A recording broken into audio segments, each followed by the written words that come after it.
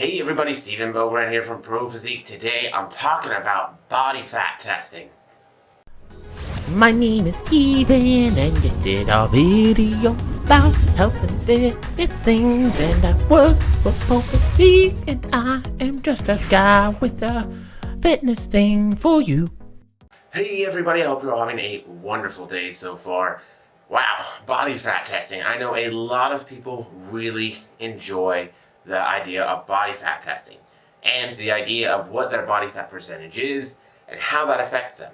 And the reason that I think it's important enough to talk about is because I do think that it has some considerations here that are important that I think many people don't recognize or realize. And it can get expensive and it can get into our heads. So making sure that we understand the actuality of what body composition testing is and what it means for us, I think can be important so that we don't get caught up in some of these maybe roadblocks or speed bumps that can create for us. The first and foremost thing that I want to talk about in terms of your body composition testing is understanding that when you are getting tested, you should be getting tested under the same conditions each time. All of our body composition analysis has some semblance of error ratio. Now, that might be less for things like DEXA and more for things like bioelectrical impedance, and we'll talk about those a little bit later. But regardless, we should be getting the testing criterion or how we go into that testing to be the same. What that means for me, for most individuals, is that you are going to want to go into that body composition testing fasted first thing in the morning. So before you've had anything to eat or drink, go in, get your body composition testing done in that manner. This can make a big difference for things like BIA. However, that is the same thing that we want to do for our weigh-ins or our measurements, right? We want to take them first thing in the morning after we use the bathroom, before we eat or drink. Same thing with measurements, same place, same consistency each time. So making sure that we're using that same testing protocol each time is going to give us the most accurate and reliable results. What reliable means is that it's going to give us the same result over and over again, which means, hey, we do it each month. Perfect. Now we know that we're making the progress, or we should be seeing the actuality of that kind of trend regardless. Some things that I've alluded to already, like bioelectrical impedance, can absolutely make a difference here.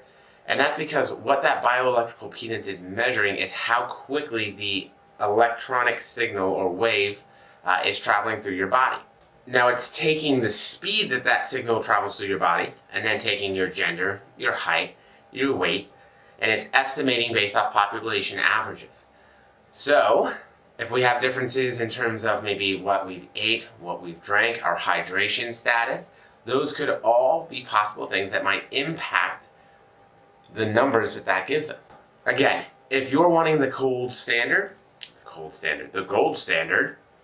It's good. DEXA tends to be the way that we want to go. Whereas some of the bioelectrical impedance are very readily available. A lot of gyms might have them on hand. They have the little handheld ones, which I would say are a bit less reliable, but maybe good for us if we have a little bit more body fat and it's just a measure to keep us maybe excited or in the process.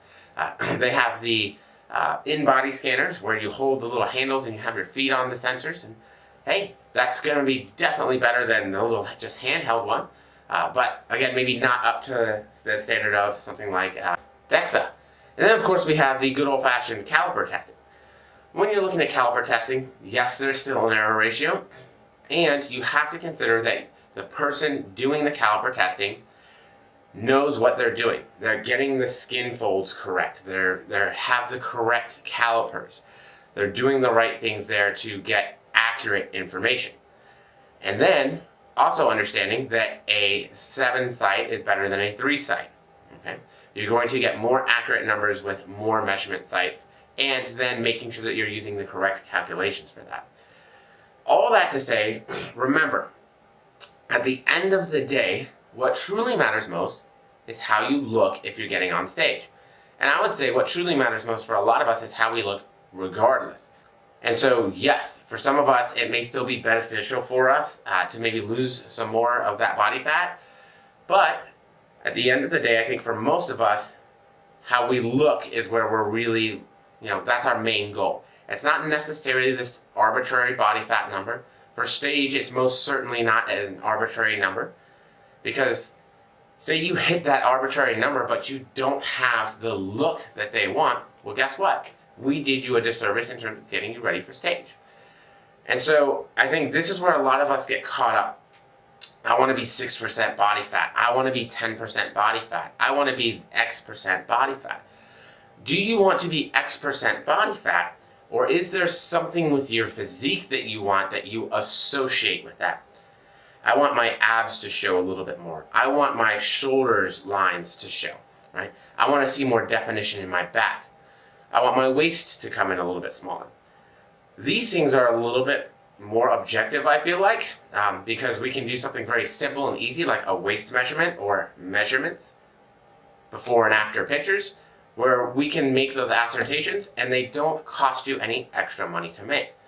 Not to say that I'm telling you don't get your body composition tested, but I don't think it's necessary. And a lot of times what I've found and what I see with individuals who are stuck on a body composition measure, like I want to be X% body fat, is that that's something that they just get caught on. And so now we're stuck on this idea of X% body fat or body composition X, Y, Z, whatever it might be, and we're not actually paying attention to or enjoying the progress that we're making with our physique goals on all other aspects. Are we getting stronger? Are we adding more muscle? Are we still getting leaner? Do we still look great? All the rest of the stuff that kind of comes in line with our physique goals, our dieting goals, all that other kind of stuff. So what do I like body composition testing for? Well, I think it can actually be good for some individuals trying to track changes in their muscularity. So instead of looking at it for like, okay, my body fat percentage is this, but looking at like, okay, we did a really good job preserving our lean tissue during this diet. We didn't lose a lot of muscle. Or, hey look, I took 6 months off, my lean body mass is up X amount. I've put on that much. Can we use strength as a measure for that as well? Of course. But it doesn't necessarily translate, because we can have what we call neuromuscular adaptations as well. So it's just one more kind of tool in the toolbox if we need it. It's not something that I like to throw people into, because again, I do feel like it overcomplicates and it can kind of get in the way of seeing some of the other progress oftentimes. And for a lot of people, it can kind of drive us a little bit neurotic at times. So keep those things in mind. If you're going to do your body composition testing, make sure that you're doing it in the most reliable and consistent manner for your testing considerations. If you're getting that done, make sure that you understand there is some error ratio, and that will vary dependent on the type of body composition measurement that you're getting done or who's performing it even at times. You have to have a trained technician that knows what they're doing and doing it well. And then remember that it's just one more piece of data. So just like weight doesn't always tell the whole story, and a measurement doesn't always tell the whole story, a body composition measurement might not always tell the whole story. Make sure that you're looking in the mirror. Make sure that you're paying attention to your performance. Make sure you're paying attention to your other health markers. And of course, how you feel. Not only how you feel physically, if we have more energy, we're more alert, but also how we feel about our body as well. So that's it. I'm done talking about body composition stuff. Y'all have a great day.